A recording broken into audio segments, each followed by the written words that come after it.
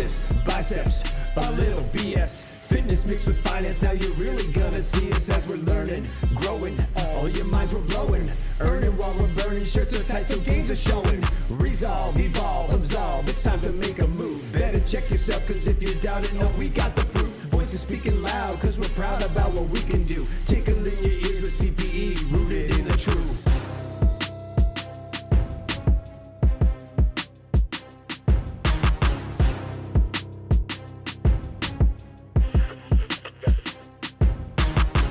In the wildwood of accounting, we all know garbage data in means garbage data out.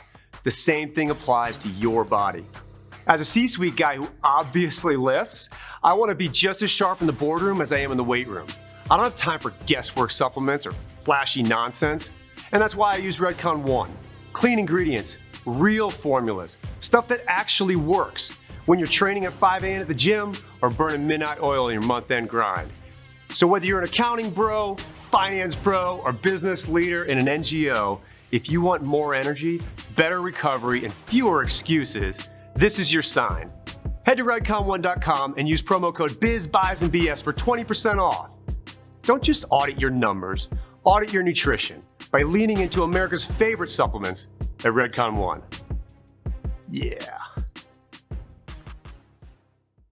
So everything's been pretty good.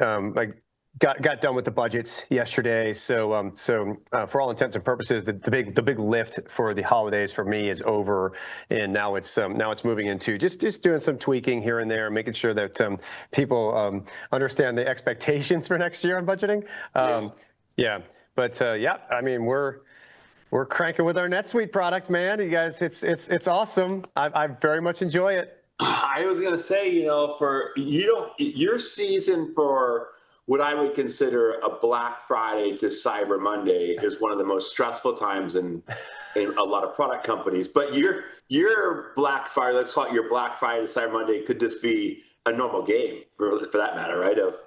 I'll tell you what, man. So next year we're gonna have, a couple days where we're doing 3 games back to back at Major League Baseball parks, and so which is. This year, 2 games was pretty, it was a big lift. But next year, having those 3 games, it's a matter of what's the energy level? Like, okay, first night out, everybody's gonna be gunning for it. Second night's okay, we got to get ourselves back up, and then the third day is gonna be like, oh my gosh, we're exhausted. Well, we got to do it one more time, right? So it's like just whatever kind of Popeye spinach you got to throw in your mouth and just get going. Make it happen. So what is the flavor of the day? Is it like the Celsius? Is it a B12? Is it a? It's interesting you say that. There's a handful of different things that people like, but Celsius seems to be the one that like the players are starting to enjoy. Yeah. I'm not sure why, but the Celsius Orange, to me, in my personal opinion, is like one of the best things on the market. It's just from a flavor standpoint. But some guys are Red Bull guys. Some guys, we have so many different brands that are coming at us. They're like, hey, will you take my energy drink and then go work out and put it in the background, all these different things. And of course, these guys, they'll take it, but they don't really understand. A lot of them don't understand what value they really bring to the marketing table, and so they just do it for free product. And I keep telling them, like, guys, you are so much more valuable than just a free can of protein or a free can, free 6-pack of this stuff. They're about to get $15,000 to $20,000 worth of marketing out of you, maybe even more if you have a bigger platform. Wow. Hold out for some money, man. It's okay to demand, hey, look, and by the way, don't be asking for like the $10,000, the $20,000, the $30,000. They don't do that for like Major League Baseball and people like that. It's like you have to be like one of the people that is so darn marketable that you're bringing in these giant endorsement deals. I said the average Major League Baseball player over a year for their endorsements, whether they get into their bats, their gloves, their Gatorades, what have you, $5,000, $10,000, $15,000, over the course of a year. So when these guys are coming back, it's like, man, I'm only going to get $5,000 for this. Like, dude, that's a good one. You should grab that. Like they realize, well, so-and-so is getting this, and so-and-so has 6 million followers on not Facebook, on social media. Right. Like they're going to throw it at him because they know that they're going to get 6 million people to look at it. You have 80,000. it's still much more than, you know, little CFO me, but you are not the big influencer that in the social media realm that so-and-so is. So just take it in stride, start building your base, you know, shore up things that are getting a little wobbly. And someday you will be the $2, $3, $4 million follower influencer. Sorry, million person influencer, and then that kind of money will start rolling in. So, but just it takes time to accumulate this stuff. So everybody wants it now. It's like I feel like I'm here. I need it now. It's like I get it. I get your generation is very impatient. No, I mean there's a lot of hard work. A lot of those guys that have real big social media followings on the team, they've been working at this for years. And so, in fact, some of them were doing it before they even got associated with the Bananas. So the Bananas just gave them a bigger platform upon which they were already doing what they were being successful doing, right. And now they're out there doing it even more with a nice, cool yellow shirt on, right? So.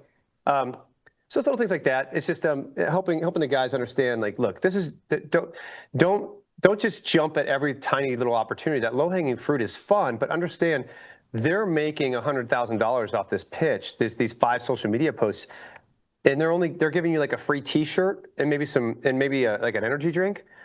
Come on, guys, just think just a little bit beyond outside. Does most of your players then use agents, or are they led by themselves, or is there kind of, you know, I always used to say this with athletes of.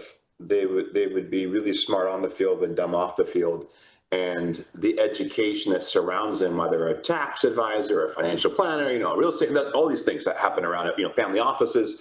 Mm-hmm. But I don't know, for your typical player, what do you see? Well, interesting you say that. So, and you, from your financial background, you'll appreciate this, and from your data background, you'll appreciate this. So, actually, we are doing something new, brand new this year.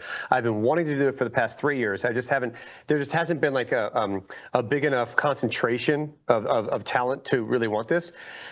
Right now, we have the guys they're making enough money now that they know what it's like to live off of a certain salary, and next year their salaries are going to be greater than what they're used to living on. So now they're looking at saying, what do I do with this money, right?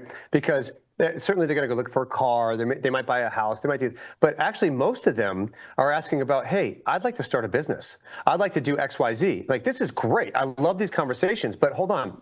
Do you know anything about starting a business? Yeah. And if you don't know, who in the world is advising you on this? Mm-hmm. So what we've done is I'm working with an organization. It's called Wealthbox, and the guy that wrote the program, he's in Geneva, Switzerland. His counterpart used to be with BDO. He was a managing partner of BDO. He's in Australia. Those two guys wrote this. It's an accounting.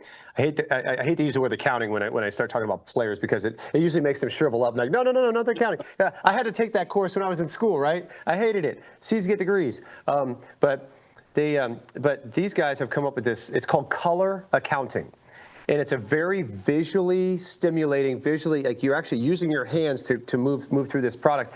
And it just basically, it captures the basis of accounting in such a familiar way that I turned to these guys and I was like, hey, listen, if you make minor tweaks to this thing, I get it. I get that you're teaching teachers to turn around and teach students. You're teaching like people at Goldman Sachs. You're teaching them, hey, here's your accounting people. You want them to be all consistent in a language. I get that.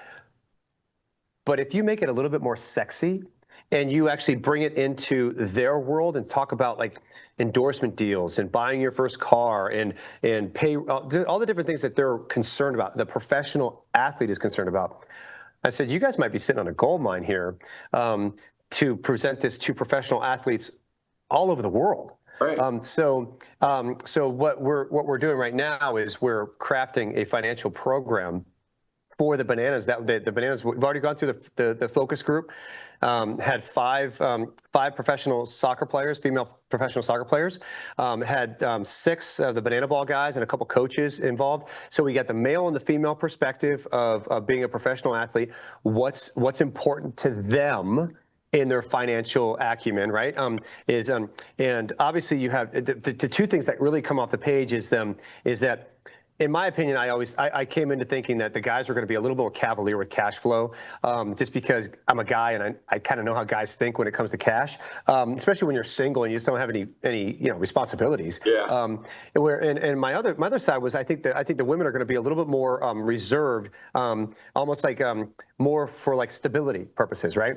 Well, also now layer in the fact that forget the fact that they're playing two different sports. If I was said MLS and NWSL, so Major League Soccer and then National Women's Soccer League, both under the same soccer umbrella, right? Yeah. The difference being that the MLS guys are making a lot more money contract-wise than the women on the NWSL. Now, this is not we're not opening up a can of worms that hasn't already been opened. But the question is that with the reduction in resources that are being given to these female professional athletes, the question is, well, they're looking at how do I hold on to these resources so that when I take myself out of this competitive arena and move to the next competitive arena, do I have the resources necessary so that if I wanted to start a business, if I wanted to start a family, if I wanted to do all these different things, do I have the resources to where I'd be ready to go?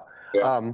And what was interesting out of the focus group, it was like it was just awesome because there were some preconceived notions I had going into it.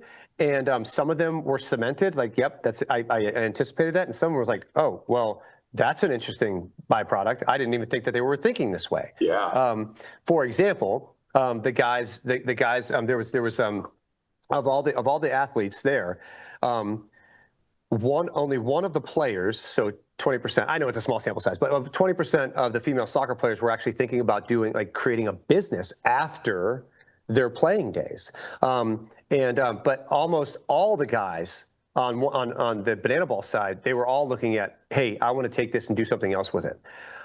What I also thought was really interesting, and I absolutely love this part of how this focus group work turned out, was these people, all of them basically said, I want to learn this financial program so that when my girls come to me, when my guys come to me in the locker rooms and in different places, that I can be a resource to help them manage their money better. And I was like, well, now this is something that this is a very nice surprise, because a lot of times people think that professional athletes are just in it for themselves. And what I heard on this call, it's a 4-hour focus group, is that they're all looking out for each other. It may not look like it. Now, I'm sure there's a handful of people that are more prima donna, diva type stuff. I get that. You're going to get that. You're going to get that, not just in professional sports. You get it in entertainment. You get it anywhere. You get it in any corporate office, right? But they are very concerned that it's not just about me. It's about all of us. And like the rising tide lifts all boats mantra, right? So I'm just I was fascinated with some of the answers. So we're aggregating all that data now. And what we're going to try to do is come up with a pilot program that we can help. Again, in January, roll this out to 150 banana ball players, with the idea being like, guys, you are now this for the next year to 2 to 3 to 7, however long you are playing on this diamond. Right. You are building your brand, you're building your reputation, and hopefully you're building the right financial skills, so that when you move away from the diamond and you take it into a boardroom, into a classroom, into wherever you go next, that you are bringing not just your brand and your experience and your skills, but you're also bringing the financial acumen to be able to not have to worry about having to go find another job and to go do what you want to do, right? So, yeah, that's where I live. I'm all about the young professional, whether they're an athlete, whether they're non-athletes, whether they're accounting and finance people. I love it. Yeah, give them a platform. That's great. Yeah. So Sam Levy, you are the Senior Vice President. Hold on, you have a giant title. Senior Vice President, Growth, Strategy, and Execution of Oracle NetSuite. Is that correct? That is right. It is a long title. Now that you say it that way, maybe I should get paid by the number of characters in the title, right? It's like a short name, big title. It's like, what are you trying to compensate for here, buddy? The best things come in big packages. Okay, I'm not a small guy. Okay, that's what I hear. No, you're very tall. So hey, had a great time at Sweet World. I got to engage with a bunch of not only your own internal people, but also some of the people who are using your products and services. And got to tell you, man, that was a cool event. You guys know how to win people over. Sometimes you don't think about pulling that many people to Vegas is a good idea, but for whatever reason, we think it's a great idea, and they keep coming back and, every year and more. So that is maybe a good testament to Vegas. It still draws people for a business conference. I think it's great. Well, I've always thought Vegas is one of those places where I enjoy going for a few days. I don't know how people live there. That's such a crazy town. But I could take it as short snippets. And what was nice about being at that Suite World specifically was that I'm surrounded by, they're my people, right? These are accounting and finance people, and they all walk the talk. They all have a certain language that I understand, right? It's and what I think is neat is just people just seem to be genuinely energized for this particular function in the job inside corporate America, which I believe is the literal heart of the organization. Without finance, no business exists. I don't care how many visionaries you put in a room. If none of them know how to do the books, that business is never going anywhere. And so, but I also think that that the finance function is also the liver, the liver in the sense that everything passes through the finance department. So, we're gonna have to process all the good decisions and the bad decisions, and might get a little hungover the next day. But it's one of those things where you can't live without your heart, kind of can't live without your liver. But it all comes down to what is the essential core of the organization? It is finance and accounting, and what I want to see is people who really enjoy what they do. And when I came to Vegas to look around, and obviously people are at Vegas, so it's just it's Vegas, baby. But you had a bunch of people there that were super energized to be there. There were smiles on people's faces. The breakout sessions you had, very informative, is movement, go, action, action. No, I was just really impressed, man. That was really cool. You guys did a really good job. Yeah, thank you. I mean, it's good to hear, because bringing that type of audience together, and it can be diverse. Certainly finance is at the core of what we do, but there's the exterior pieces of organization, whether it be sales, whether it be operations, there's other areas that also go in technical, but you bring them together, the core is every one of our customers runs finance. Yeah. That's the unique bond that we have, is kind of this, braided rope, if you will, of the whole organization coming together. It is really all hung around finance. And you're right. Sometimes people get the idea that finance people can't have fun in Vegas. They do certain things. And boy, from what I looked at it, I think they seem to be just fit in just fine, right? Yeah, I think so as well. I think when you start coming down to like the number of alcoholics across all the different industries, I think it's not lawyers, it's accountants and toll booth workers. And I think we're all Irish. No, hey, listen. So you are at the close to the tippy top of a gigantic global corporation that is helping a bunch of other smaller businesses and bigger businesses process their finances and process their accounting, what have you. And so I just want to know today, I really want to get an idea of one, who is Sam Levy? How did you get to where you are today? And then we'll kind of break down a few things, because from my listeners, from a finance and accounting perspective, one, they know that we try to have a little bit of fun in these conversations. And I know you and I have had a lot of fun. I was talking about us clinking the Grey Goose bottles before we went on the stage at Vegas, which by the way is one of my favorite memories right now. But it was great. So, but from that perspective, where you are, you're in this organization, and how easy it is for you to assimilate with other people who are not at your. And Billy, I'm not trying to build you up but you are really at a level that many people don't achieve. You've gotten there through hard work. Now that you're there, what I find fascinating is how you're starting to pull people into your circle, as opposed to saying, "Well, I've made it. I don't need you anymore." And I think that's kind of like the NetSuite way. I call it NetSwiss, the way you talk NetSuite. But kind of share with me, who is Sam Levy? How'd you get to where you are? And then why NetSuite? What makes that so powerful? It's an interesting, and not that I came to talk about my biography or autobiography from this aspect of it, but I was talking with my kids the other day, they were home for the holidays and home for Thanksgiving. And they're coming from college. And so they brought some of their college friends home. And the same kind of conversation is, well, who are you? And we know a lot about your son and your daughter. But tell me about you. And so it was kind of this interesting conversation that came up. But I think how I would summarize it would be is I like people. I grew up in a small town, went to a bigger school on the West Coast, went to the Harvard of the West Coast, which I call San Diego State. Nice. Proud Aztec, Nice. Found my love in San Diego. But I think it was interesting is coming from a small ranch style town in Northern California to the big city. I grew up with, let's call it 20 years of being in a small town, getting exposed to the big city. It's kind of unique in the sense of you grew up with a lot of wouldn't say nice to haves, you had the needs to have. And when you get to the needs of going to a bigger school and you get into a bigger audience, you learn a lot. You learn about what to take and don't take and what do you need versus want and so on.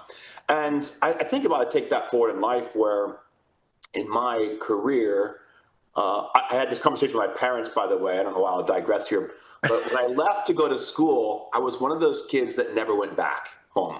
Okay. It wasn't that I didn't have a round trip ticket from my parents. I never felt the need to go back home, or I didn't need that lifeline to move back home after college or whatever it was. When I left at 17, I just never found my way coming back to live with my parents. Visited, but never moved back in. And part of that was the drive of, what's the ilk. And so that was kind of my upbringing. My parents distilled a lot of that in me, instilled that a lot of me when I was a child. But when I went to the big city and went to school, I became a people person. And I started a lot of organizations on campus. I was heavily involved with organizations on campus, was a founding father of a fraternity and Cool. an organization at San Diego State. So that got me a lot of business experience, even joined the Rotaract Club, which is the college version of Rotary International, and became one of their spokespersons. You become an ambassador to the school and all these things, which was a great piece of it. And I think that's where you find out who are you as a soul and how do you then carry that forward. So I had some major doors open, but those doors were just open and you had to walk through them. And as every opportunity, there's doors in that spindle that open and close. I always look at it as more doors open than more doors than close. And when I get the door open, I take advantage of it. And I've had that luxury now at a lot of technology companies of doors opening and doors exiting. And always on my own calling, which I think was kind of, so when I look at NetSuite 13 years ago when I arrived, it was, wow, a totally different company. $50 million company to, today close to 4 billion in size. So there's really a change from where we were opening doors to where we are. But the NetSuite culture is what keeps me here. And it hasn't changed the culture, even been acquired through Oracle 2016 today. The culture still remains the same. Very entrepreneur type spirit. It's care for each other and enjoy who you do work with. And, for me, I have found growing up in the business of technology, it's a pretty mean sport. It can be very rewarding. It can be very taxing. It can be very penalizing in a lot of different fashions, right? Depending on what office you're Sure.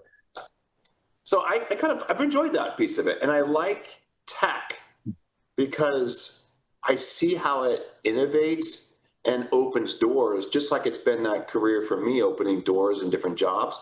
Technology's now opened up so many doors for business operators. It's always, I've had this unique career that I've always been in technology software around business, never for the consumer, but from the business aspect of it. So then in the technology space, because this door is being blown open everywhere we go, the two words I'm going to say, or AI, the two letters. Certainly NetSuite has, and Oracle NetSuite has a response to this type of stuff. But you personally, from a tech bro standpoint, right? How do you feel about AI? I'm more of the gas versus the brakes. Okay. Very good. Imagine that, right? But when I see a new technology like this evolve, at first, It was all comical. I did it for the consumer piece of it, of create an image for me or tell me a little bit of pros and cons on something, not really knowing how to use it. I thought it was just a graphic generator at first. I'm like, this is a great graphic generator. Make me look like Superman. It always misspell words and stuff like that. It was great. It's great. Yeah.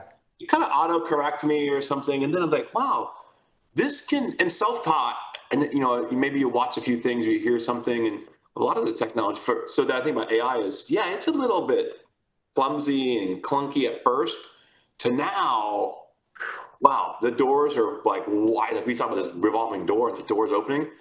These are some major doors opening for everybody. It's incredible. And yeah, it is mind-boggling. Back to the Thanksgiving Day feast and conversation of the kids asking me, well, what would you do if I was going to graduate in a year or two? And it's it's like, are you going to travel the world and take a year off? I'm like, well, that could be an option. Is there going to be a job for you in AI with AI, or what might prepare you for that job entry? Yeah. And so it's a real life scenario, I think, for everybody, but retooling and recalibrating to being young in your career to being perhaps super mature in your career. Yeah, I was watching a show the other day, and it was going back to, oh gosh, it was they had a record player, and it was and they were. Oh no, it's Mad Men. I've gotten back. For some reason, I got into Mad Men. And so you look back in the technology, right? You see the clothing. They're all smoking in the office and stuff like that. But what I found fascinating is that at a dinner party, they turned on the radio. And it was like, old school radio. Even though like the TV was, according to Mad Men, I think it's like 1940s-ish, 1950s-ish.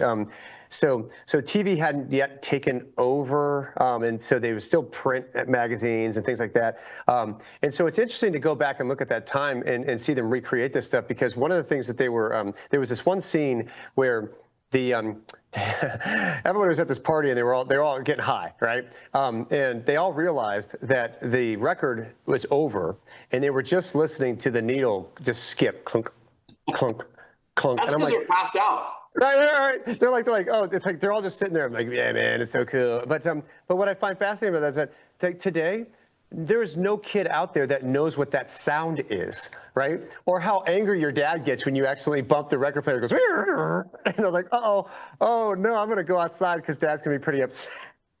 Wait, you need a needle to play on the vinyl? Like, what does that do? What does that do? It's like, you can do that? That's a technology? Yeah. Yeah. So when I think about AI and how it's all come about, I mean, we've always been talking about machine learning and what comes out of the machine learning things, and now the AI portion that's now is very, very good at what it does. Now it still makes mistakes, just like everybody else. It's like what I like about AI is that its ubiquity. I don't think it's going to be like this type of Skynet thing where it's just going to take over. I think that what you're going to see is just like the advancement of music went from record players to 8 tracks to cassette tapes to digital formats, and now shoot, we just stream it. Like I don't know the last time I've actually put a CD in my truck. I have a CD player in my truck. I don't think I've listened to a CD on it because I just put the SXM on, or I put Spotify on, and I'm consuming the stuff straight out of the internet. But to me, I look at that, and by the way, the great thing about AI and Spotify is that, hey, it knows my category of music that I really enjoy, and it says, hey, you want to listen to something like this? You want to try this? I'm like, yeah, I want to try that. That's cool. If I don't like it, I down thumb it, and it says, okay, we'll kind of come back to the base. There's so much advantages. There's so many advantages to what AI can do for us, and I think like you said, hit the gas and not the brakes. I think a lot of people are just scared of what it's going to take away, as opposed to what like the positives that it can bring. We just need to adapt to it. And so, is it going to take my job? I don't necessarily think it's going to take your job, but you absolutely will need to adapt to this new environment. That the small tedious things are going to be able to be done for you. They may not be absolutely correct though. You still have to have that human involved.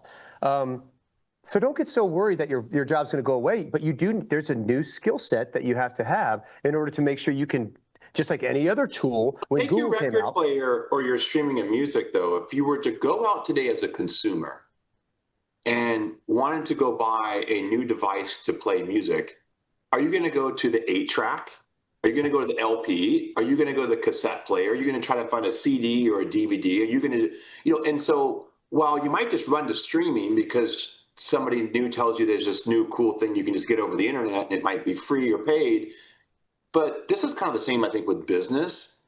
There's all these skill sets that still exist in business. But if you're not taking advantage of the streaming one, which is probably the latest one, you wouldn't probably buy a new tool. You wouldn't hire a new employee that didn't have some experience with streaming versus only being programmed in an 8-track or know how to load a cassette or just CD. Agreed. And I think that's I think where we start looking at how AI, and especially being in technology, you've seen the evolution of this right in your very within your purview. You've seen this stuff change, and I think what Oracle and really I say Oracle in the grandiose sense of the word, but NetSuite, because NetSuite, so where I live, that's accounting world. That's where I live. I think that the way that you guys have been able to assimilate that into your products and your services, I think it does a real service for the people who are out there who may just not know what to do next. So hey, AI just kind of nudges like, hey, have you thought about this? And like, oh, I didn't even think about that. And now, okay, I'm now being just kind of nudged, so kind of the same way my dog just hits me hits me with her wet nose on my calf when she wants something to eat. It's like, hey, yeah, I'm down here. I went down here, right? Yeah. So why not just give me a little bit of guidance? Let me do it. It's fine. But it's something that I didn't think I could do until AI said, hey, you should try this, right? So it's I think it's neat. I think there's a lot. There's so much more to unpack that's coming down the pike. I'm sure you have things that you guys are working on right now that's more Willy Wonka. That you like don't look behind the curtain. We're not ready to unveil this stuff. But I'm excited to see where fintech is going with the AI revolution just cranked up to 11. It is beyond exciting when you start to peel the layers of it. And I think that's really at the cusp of the issue, I think, for most people, is peeling the layers, right? And what does it mean? And many think you got to be an expert to peel the layers. And this is kind of where AI is for everybody. We just have to get in. And I think these large language models, to some extent, though, do need to be learning from your likes and dislikes. So when you sample them out, this is much like a dating piece of it. I'm recently single, and so it's dating is you find out what you like and you don't like. And in business, you find out what you like and don't like. But when you go to your AI engine and you get back an answer that you like and dislike, you need to share, kind of. So one of the things that you learn in life is that sharing is good. Now, caring is good also, right? But, sharing is good if you do it in the right manner. Now, AI doesn't have these feelings as much as we think it does. Right. But, some people use all different terminology and how to describe what that mechanism is. And, attaboy, attagirl to like, oh my gosh, don't talk to me. That was a really wrong answer. Like something else, right? But so it is this conversational piece of it. And I think what I see, I'll tell you, this one is a humorous one. I was on a flight last night, flying home, and the person standing next to me getting in line for the airline was just talking to its phone, but it wasn't the human. It was talking to a large language model and just having this conversation. And I thought it was just talking about ubiquitous is like just having a conversation, whether it's a bot or something else or a machine or a person or computer scan. They had full emotion, and this fulcrum is kind of like really shifted, like this balance of you can only talk to humans that way to now talking to this computer. And I thought it was really bizarre because I thought she was having a conversation with somebody, and then I turned around, and she's just full on. I could hear it on her phone, on speakerphone. That is so awesome. So, by the way, have you ever done this? I freaked my wife out the other day. I said, hey, we really need, I said, did you know that ChatGPT has a verbal function? It has and she's like, whatever. I was like, no, seriously, you can talk to it. It has 8 different voices. And so I said, if you like literally, you can have a conversation with it. The only thing that it does, though, is that if you pause just a little too long, as if like you're trying to think of an answer, it'll interrupt you and jump in and say something. You're like, hold on, I'm not done finishing my thought.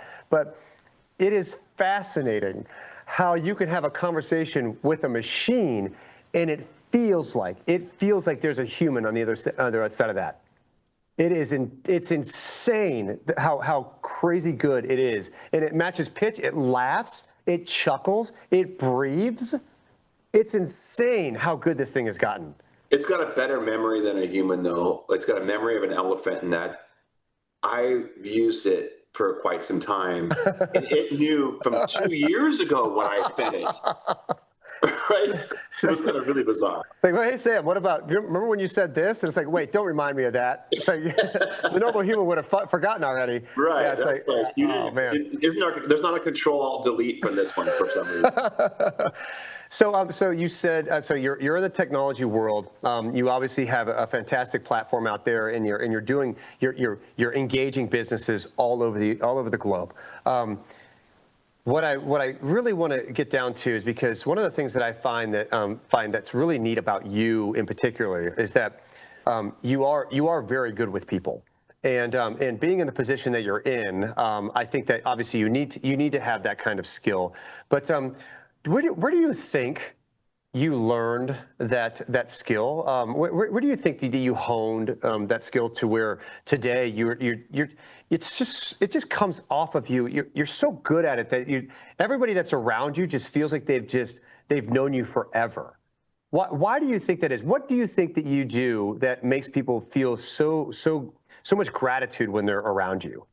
I don't know if I've never broken it down this way. I will tell you that I like people.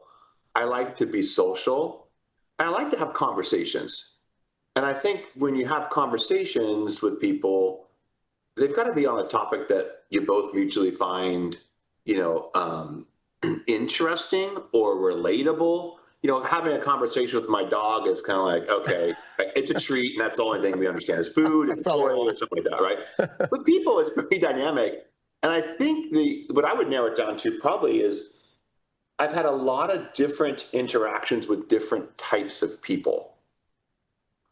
And whether they be in leadership or different personas, different roles of authority, peers, to even your own kids, I'm a people person, and I like to relate to people. And I think I can relate to people better than I can in computer. And when you mash those two together, I think I get this X factor. I think I like this X factor. I haven't really figured out the X factor yet, but I do like the people side of it, which.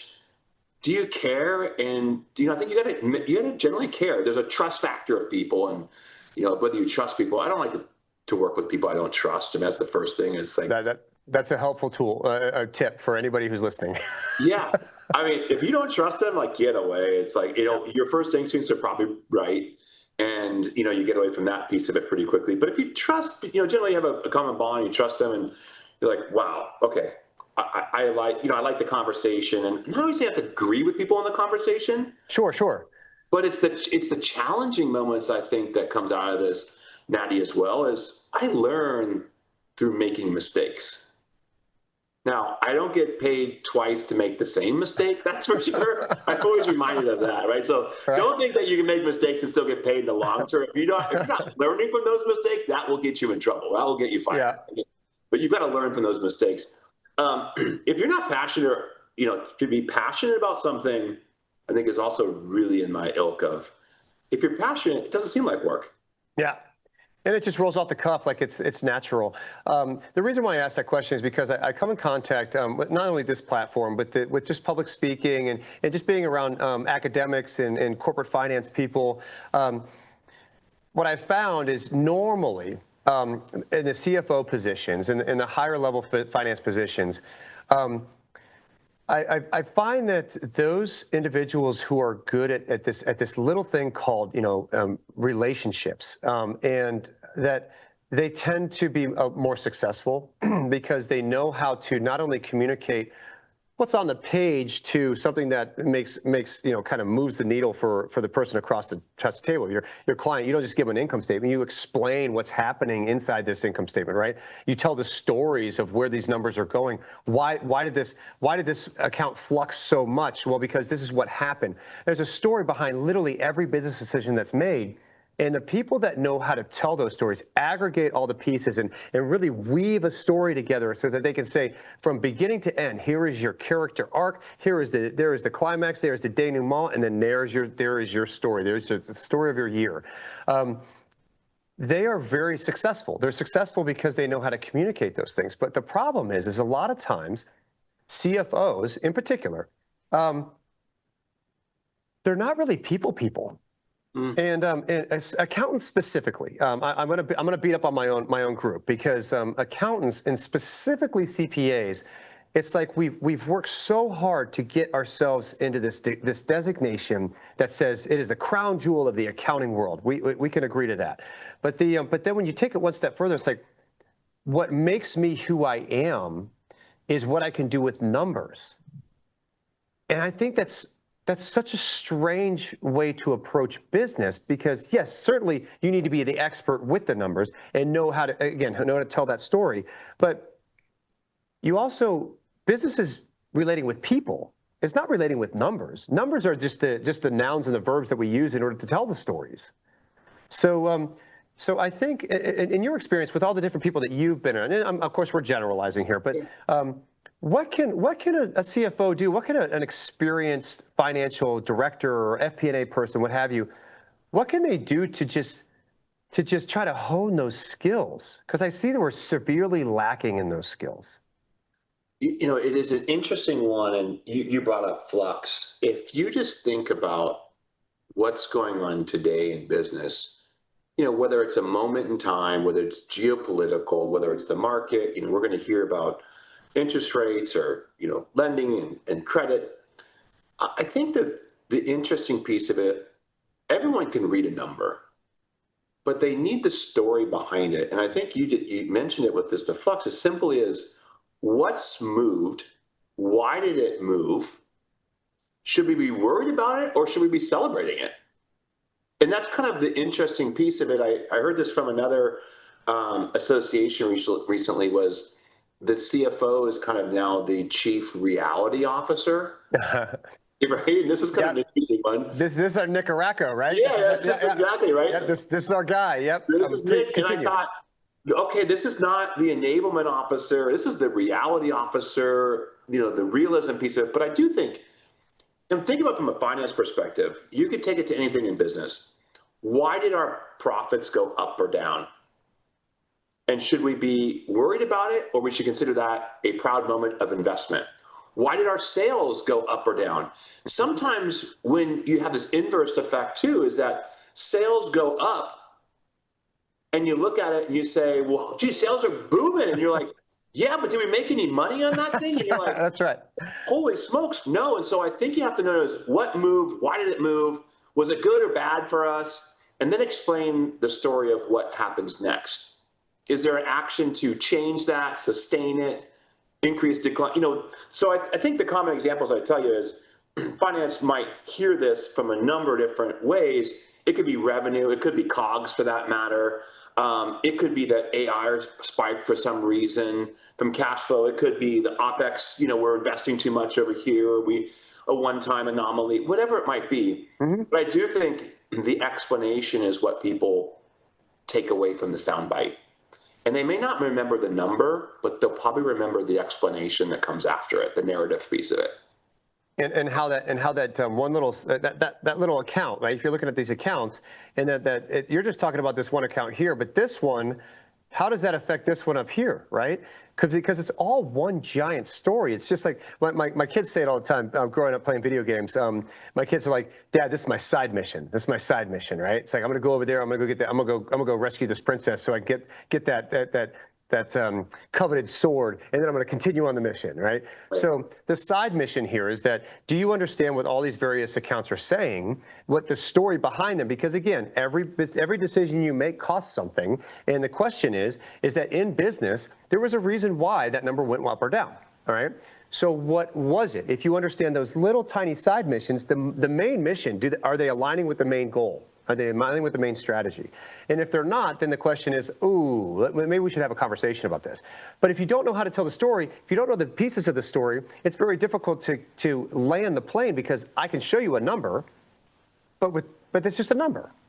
Well, right? and you have to think this one too. We talk about the most successful kind of finance officers that I see, whether it be a controller or CFO, they understand the numbers, but they understand how the business works. What are the levers to pull in the business? And I think this goes with the storyline they're getting to is when you don't have the context of the business and you're just explaining a financial report, you're missing the bigger picture. And I think for the broader audience, when you do a readout, that is probably the bigger challenge for them, is they're not interpreting, the pure P&L, and that's the number, but how it relates to the business. This number is up or down or what it's changed in there, and here's the lever of why it got there. And it could be a product company, you're saying we're selling the wrong item. We're selling the hat, but the hat is losing us 10 cents a piece, and you think we're killing it. Okay, quit selling the hat. We need to sell the jersey with the hat, and then we make a lot of money. There you go. There you go. Yeah. So one of the things that I've been trying to discuss with both academia and industry, right? So, and I qualify you as being on the side of industry, just like public accounting, what have you. Because I do not want to be a teacher or known for that. I think you'd be a fantastic professor. You have so many stories. That's our kids are learning these days. They're all about the little tiny stories that go, the anecdotal things that come along with the numbers, so that it lands the plane, right? But one of the things that I've been trying to not necessarily argue, it's more of a debate with when I get in a room with a bunch of professors. My first and foremost, I keep asking them, it's like, guys. I think we're teaching accounting backwards. I think that we need to be teaching cost accounting first before we teach financial accounting, because cost accounting lets you understand the rudiments of business. It actually gets into why, like, how do we make those revenues? How many units did we sell? Oh, that was a variable cost? Oh, these are fixed costs. Okay. These are the costs of actual business, right? And then you take this one step further and you say, well, if you now know what those numbers look like and how we got those numbers, right, being able to tell the story, now you take it over to financial reporting and you put it in an income statement, you put it in a balance sheet, you put it in a cash flow statement. Now you know why that statement means so much to somebody, why that number in that account, in that income statement that everybody thought was just like, oh, don't worry about it, it's not a big deal. No, that's gigantic. That's the reason why this whole statement exists. So there's a piece there that I think that we should be teaching cost accounting before, or managerial accounting before financial reporting. The other side of it is I really think that inside our curricula that we're putting out, and by the way, this could be University of Florida, it could be USC, it could be your alma mater, SDSU, it could be Ohio State, doesn't matter. Pick a university. I think that we should be teaching, and this is not an elective, I think that a core business class should be something having to do with storytelling. What do I mean by that? I mean, so I'm teaching right now a strategic financial management class at SCAD, Savannah College of Art and Design. I am around creatives all day long.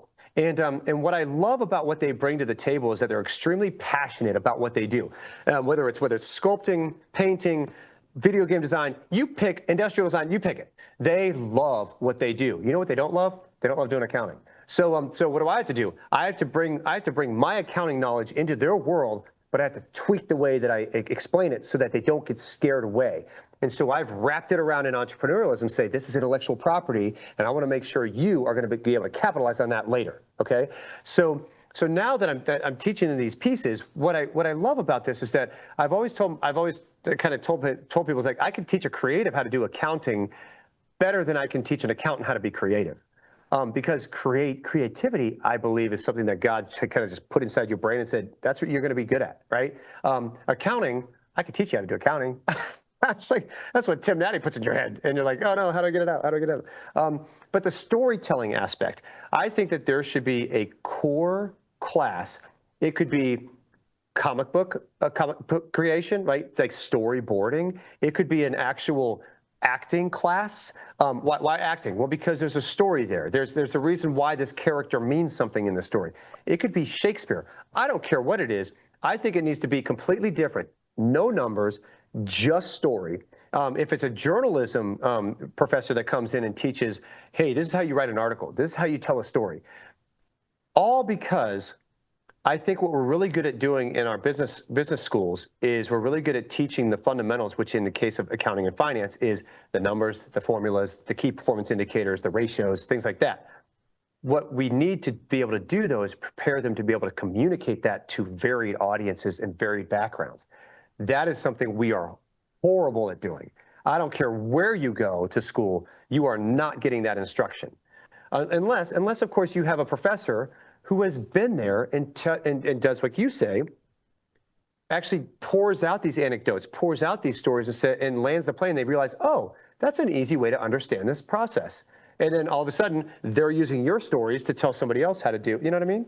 And probably the myth here, though, for the younger professional entering into the accounting world, is that you have to have 20 years of experience to tell a story. Yes. And that's the missing link I find, is that sometimes the best storytellers are in their infancy in their career because they're captivating and they don't understand the other side of it yet.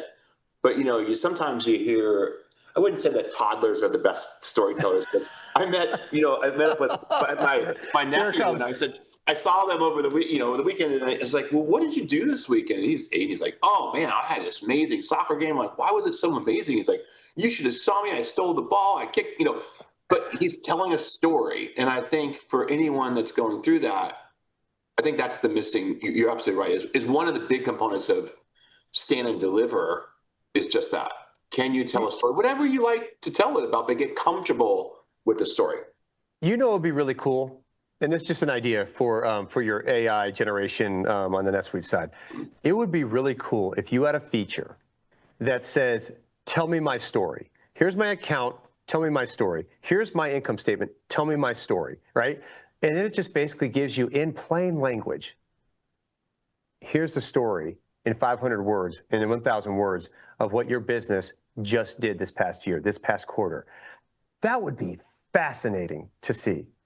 Because now you've taken, again, you're taking all that information and you're putting it into something that people can actually relate to. Yeah. But this is interesting because just a tidbit.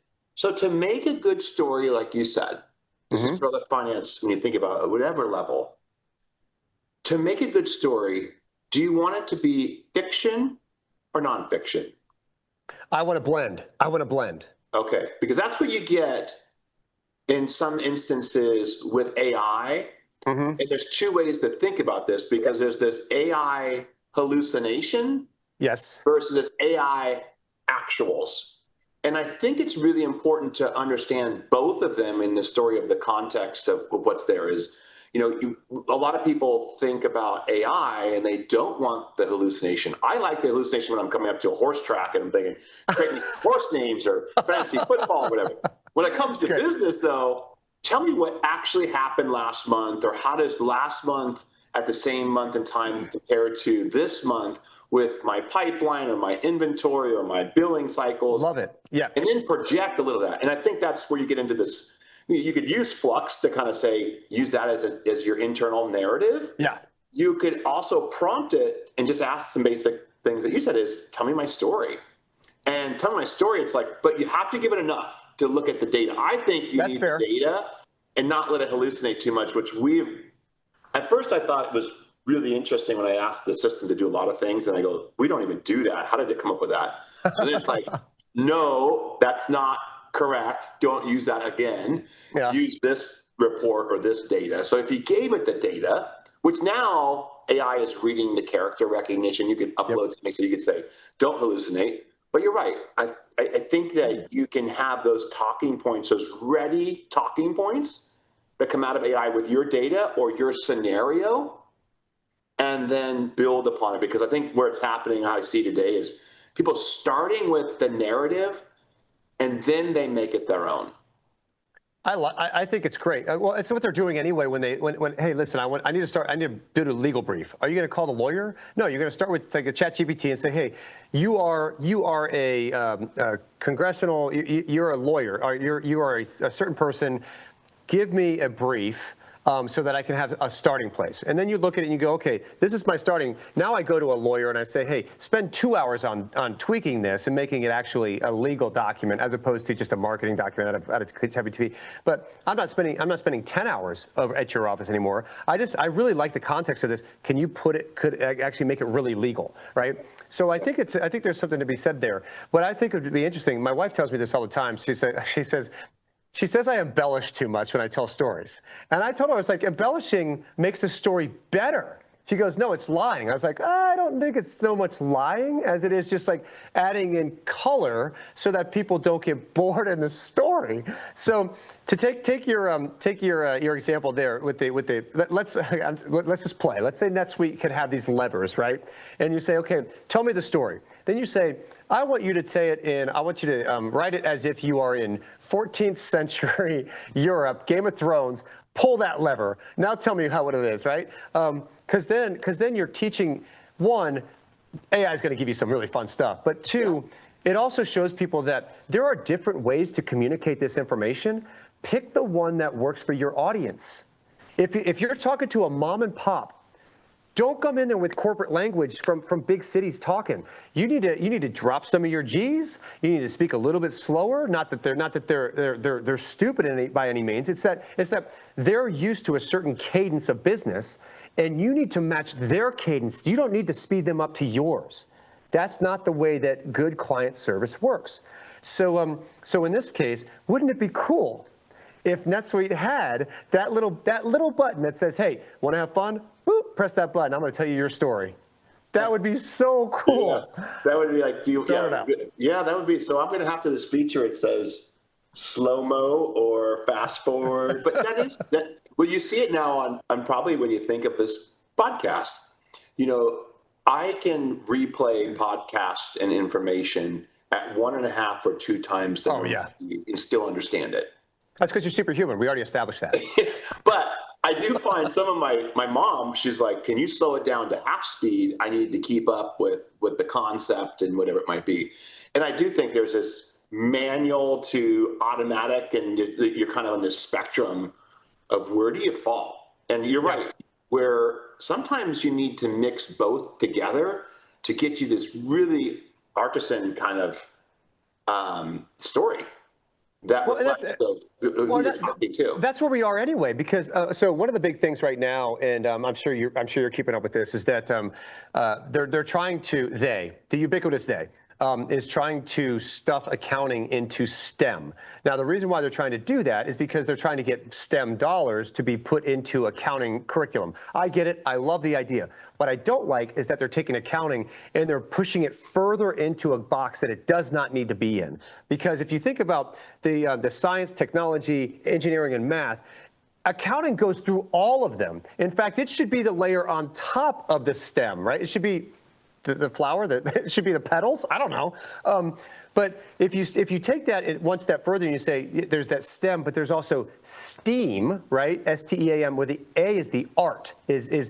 So I firmly believe that that accounting, and I'll say finance dovetail into there, that accounting is the art of business. It is the art of what we're trying to accomplish. It is the language that we're putting out there. And so if you think about it from that standpoint, if you have this commonality that unites not only it unites business all over the globe, right? It's consistent. Sure, regionally there's some different rules and regulations, what have you, but for the underpinnings of accounting, whether you have a CPA or a CA for the rest of the world, that everybody speaks the same language. Mm-hmm. And so when you really start thinking about how you come across, I think that if the ability to be able to tell those stories and have accounting come out and really be a part of that, but not pushing it down into a cubby hole where we've been in boxes our entire lives. We're trying to get out of these boxes. But if we're out there and we're hovering over this entire ecosphere, then allow us to reach down into science, reach down into technology, reach down engineering and math and what have you, and help them tell their stories, because that's what we're doing anyway.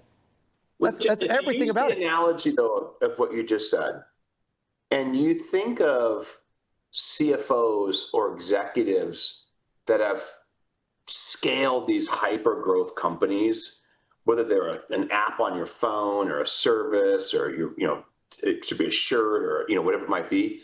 I think what you're going to find though is if you just took that analogy for a second, took it back to storyboarding, and the messaging is, I think accounting folks generally get processes, but I think the survivors and real leaders that are CFOs and big companies, they build these scalable processes before they need them. So when this happens, we do this. And they put in controls or they put in data governance and whatever it might be. And so it's kind of, they're waiting for things to happen, but they have a playbook. And I think what you're saying here is the same way, is we have to get a playbook around the storyboard and telling our story. So as much as we think about processes, a lot of accounting groups on CFOs and associations are all about putting in processes to keep the guardrails very narrow, and nothing lives outside the gray zone until something does, and you're like, oh my God, what do I do with it? But then what you're saying is move the guardrail. yeah. We expand or But then it suddenly just becomes this fire drill. Like, I got to learn a storyboard now. It should be just natural. It shouldn't be the fire drill. It should be just natural muscle memory that you've done with your current processes, just like you've done with your current business process. You put up how we track certain things, how we post them. Okay. Now when it comes to reporting and storytelling, what are you going to do? Yeah, well, one of the things that I'm trying to get across to, I'm going to say, to the private sector, right, is that especially just being out of academia, is that there are, right now is a pivotal moment inside the accounting and finance world, and where everything is in movement.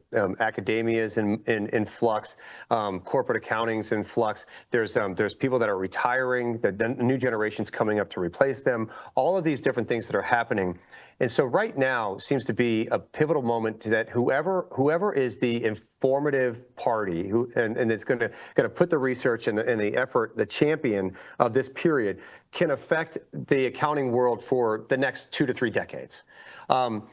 Where I think I want my stamp to be, if I can get it out there, is that I want people to come out of school actually hitting the ground running, and I don't think we're doing a good job from an academic standpoint with that. I think we have a lot to. It's not that we don't have to learn. We already know what we need to do. We're just afraid to do it. But now that tenured professors are now moving out and new professors are coming in who have been in those circles, they're also seeing that we are not succeeding in bringing a ready product to market, and because of that, I've been when I talk to faculty and say, what is it specifically that you need to make a change inside your faculty senate, inside your curricula? What is it? And you know what they keep telling me? If industry would demand that we put out a better product, that's when we'll be able to change it. But until industry stops making up for our shortfalls, then we're going to keep, there's no impetus for us to change. Wow. And I 100% agree with that. Because what I'm trying to do is I'm trying to get these faculty members to understand, like, and they want to put out the best product they can. They work so hard in getting these kids up and out, but then they keep falling short right out of school. It's like it's almost like there's another 1.5 years of real job experience that they need in order to be real accountants, real finance people. And I keep looking at that going, but that's not the way it should be. If I'm teaching somebody a trade, like to spot weld, I can't wait for them to know how to weld that I-beam together 1.5 years when I know that that might fall down. And you're right, you're at this crossroad where if industry's not describing that, and it's definitely by industry, because if you were going into a high-tech industry, they might be the early adopter of putting AI into place. And if you might be into, like, if you went to metal bending and you went to a job shop, they might be the last to put AI in there. But if technology in itself will improve your job outcome, just like email did with fax mail. If we got rid of fax and we went to email, then some businesses may still be around. But it still makes me laugh when someone wants a fax. It's like, who has a fax machine? Yeah, my medical record still says, like, you got to fax me. So I'm like, I don't even have a fax machine. I don't even get that. But I think that's the way to think of this for the audience out there is that certainly technology will remove the manual work or perhaps identify some errors that we were told that we would have to do in our job. The technology did. Now, it might be some advanced technology now with AI that even does more of it. And so it might even do the whole job for ourselves. And so if that's a fact that we're wrestling with, if that technology is an enabler to do more productivity or be more efficient, and whether you want to use advanced tools to just watch it all happen, maybe the case. So what does our job become? Yes. That is the question is, what does my job become? Because if it's all happening around me, then what's my new role going to be? And what I think that is, I think the finance and the accountant, they become the storytellers. They're the ones that can interpret what AI has just barfed out onto a page because we've been trained to understand, to read the matrix, right? To read the tea leaves. But other people around us might look at the very same thing and all they see is a bunch of cascading numbers. They just see a bunch of things in a bowl. Whereas we look at it and go, Venus is in retrograde. We need to make sure we ask that Cancer out, right? Yeah, or explain these things because you're right. It might be a day that technology just does your job, and then what do you do? So if you're in accounting and your month-end close just becomes automated and continuous close, and it's just the computer does it for you with AI. It closes the books perhaps eventually faster than you could with saying, "Where's the spreadsheet?" It just does it. But then you got to look at the report and say, wait, what's my income statement or balance sheet? And what's this? What happened here? And if I can look at the numbers and the variance, but describe what the levers were and where should I do. That becomes the business knowledge that you have. The cost accounting.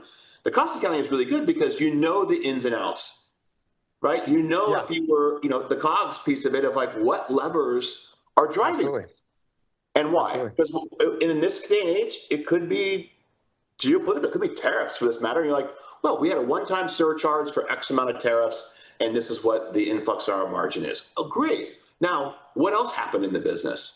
And I think putting that together is really the art, now the artisan of the accounting area. Yeah, I'm just fascinated. I mean, with everything that you have at your fingertips, I kind of see you as like the wizard behind the curtain, right? Because so many things that you touch in the position that you're in with technology and with accounting. I mean, you're sitting right right in the seat that everything revolves around, and so when I having the opportunity to discuss things like this with you, you have a certain perspective that I think that many people don't, because of the don't take this wrongly, the perch that you have of looking out upon everything else as opposed to being all the way down in it and having to look up and around, right? So your perspective is very different than someone who might be down in the weeds trying to figure this thing out. Not to say that you don't understand what that looks like, but you've already been there. You pull yourself out and you say, okay, now how is this relevant, or is it even relevant, right? So what I'm looking at as we kind of move through the next 2, 3, 7 years is I'm hoping that industry will start asking academic institutions to really, hey, listen, I've asked you for a product. That product is an accountant, is a finance major, is someone who has the rudiments to get the job done. But I need more. I need them to show up ready to discuss what they're doing. And I get the on-job experience is invaluable. We're gonna definitely give them that. But if as long as they're coming in and they're curious and they know what questions to ask, and they also know that if they ask a question and they don't get the answer that they're expecting, that they know to ask a follow-up question, right? Don't just take that for face value. Understand what you're trying to get. That is the professional that industry deserves.